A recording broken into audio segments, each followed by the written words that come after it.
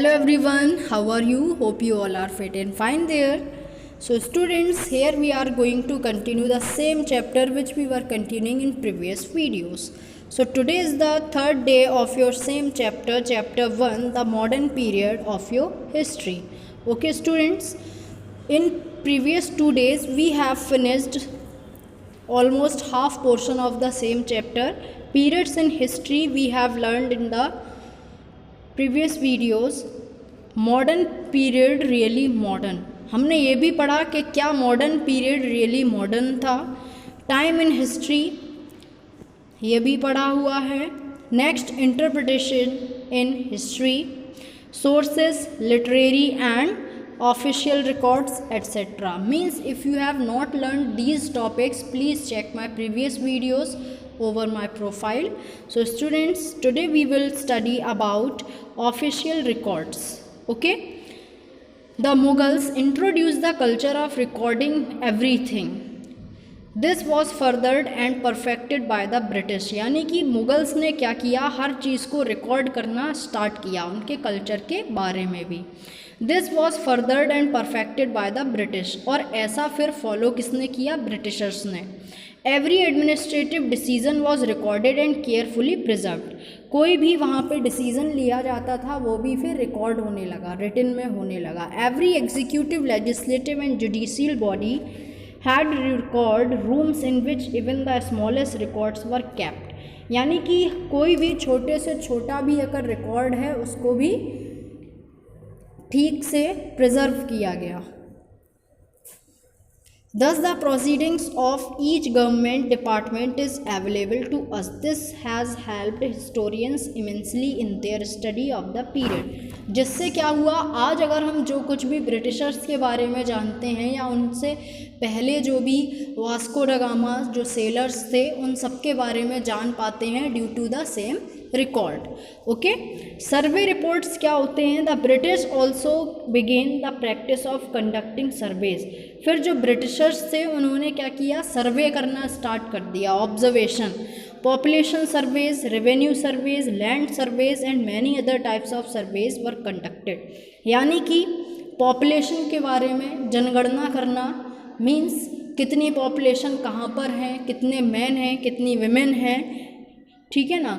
Land survey, किसके पास कितना part of land है, ये सारा सर्वे भी फिर ब्रिटिशर्स करने लगे.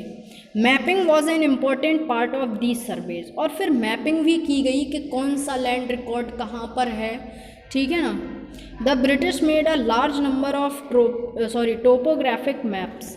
Census operations also began. All these reports are available to us. आज हम जान पाते हैं कि कहाँ पे इंडस वैली सिविलाइजेशन हुआ, वहाँ पे क्या लाइफ स्टाइल था, कैसा मैपिंग थी वहाँ पे. इंडिजिनस रिकॉर्ड्स क्या होते हैं, जैसे diaries, accounts of pilgrims and travellers, newspapers, books, novels and leaflets reflect the feelings of the Indian under British rule. आज हमें बहुत सारी डायरीज़ मिलती हैं जिनसे हम पुराने लोगों के फीलिंग्स के बारे में जान पाते थे कि कैसे ब्रिटिश रूलर्स जो थे वो हमारे ख़िलाफ़ कितने सख्त थे. People wrote in English and in the vernaculars. यानी कि इंग्लिश के बारे में इंग्लिश में वो लिखा करते थे या vernaculars. Dadabhai Naoroji wrote poverty and un British rule in India. Dadabhai Naoroji जो थे उन्होंने क्या किया, भारत में जो गरीबी थी उसके बारे में लिखा और अन ब्रिटिश रूल यानी कि अंग्रेज़ों के ख़िलाफ़ भी उन्होंने लिखा कि हम सब अंग्रेज़ों का शासन नहीं चाहते. In which he highlighted the exploitative nature of the British rule. उसमें उन्होंने ये भी लिखा कि कैसे जो ब्रिटिशर्स हैं, ब्रिटिश रूलर्स हैं, वो हमारा कैसे बहिष्कार करते हैं, एक्सप्लॉयटेशन करते हैं, ठीक है ना. Newspapers such as Kesari in Marathi and Maratha in English. यानी कि केसरी जो न्यूज़पेपर था जो मराठी लैंग्वेज में आता था और मराठा था जो इंग्लिश में आता था. Also made people aware of the real intentions of the British.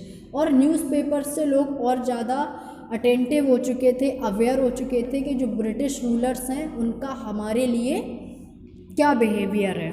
When the national movement was at its peak, the British tried to suppress the press. यानी कि जब पूरे नेशन में मूवमेंट होने जा रहा था, आंदोलन होने वाला था, तब क्या किया ब्रिटिशर्स ने, जो मीडिया वाले थे, प्रेस थे, उनको सप्रेस किया, दबाया कि मेरी खबरें मत छापो या लोगों को अवेयर ज़्यादा से ज़्यादा मत करो. This year we will study the history of the last 250-300 years. This period is generally regarded as the modern period. अगर हम आज से 250 या 300 ईयर्स पहले की बात करें तो उसमें आप ज़रूर पढ़ सकते हैं कि कैसे फिर मॉडर्नाइजेशन हुआ हमारे इंडिया में. The modern period in India is associated with the establishment of British colonial rule and the fight we put up against it. Britishers ने जब हमारे लिए कॉलोनियल रूल रखा या हमने जब से उनके खिलाफ लड़ाई जारी की, तब से हम क्या हुए, मॉडर्न हुए. We will study the socio cultural changes that came about in India under the influence of the British. We will read about the rise of nationalism in India. फिर इंडिया में कैसे राष्ट्रवाद का प्रचार हुआ, पब्लिश हुआ, ठीक है ना, which ultimately led to India becoming a free nation. यानी कि सब लोग एक हो चुके थे, पूरा नेशन एक हो चुका था, सबके अंदर नेशनलिज्म की भावना थी, तभी हम सब लोग ब्रिटिशर्स के खिलाफ लड़ सके और आज हम फ्री हैं. We will also see the developments that have taken place since then and how they have impacted our progress. तो आज आप भी देख सकते हैं और ये आप पिछले प्रीवियस क्लासेस से पढ़ते भी चले आ रहे हैं कि जो ब्रिटिशर्स थे वो हमें फ्री सांस भी नहीं लेने देते थे, है ना. ये सब हम पढ़ते आ रहे हैं और आज हम सब फ्री हैं. तो आप इमेजिन कर सकते हैं कि पहले और अब में क्या अंतर है. ये आप कैसे जान पाते हैं, आज को फील करने के लिए आपको हिस्ट्री भी पढ़नी होती है. So students, your chapter is finished here.